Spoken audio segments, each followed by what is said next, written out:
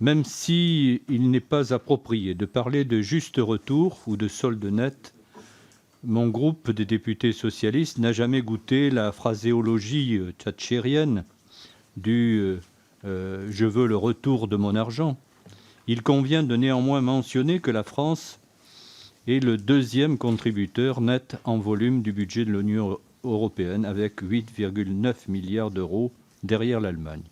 Certes, cette façon de faire très arithmétique a peu de pertinence au regard des effets collatéraux bénéfiques des politiques européennes.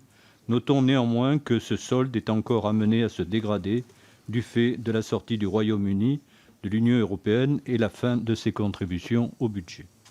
En conclusion, je signalerai 2 points de vigilance. D'abord, le budget de l'Union européenne pour 2023 sera marqué par le plan de relance européen de 750 milliards d'euros. Il conviendra d'être particulièrement attentif dans ce cadre aux États qui, comme la Hongrie, sont, je parlerai au minimum, à l'index en ce qui concerne la corruption, un certain nombre de risques de détournement de fonds publics, etc. L'autre sujet de déséquilibre financier est la question de la participation de la France au paiement des rabais de certains États membres.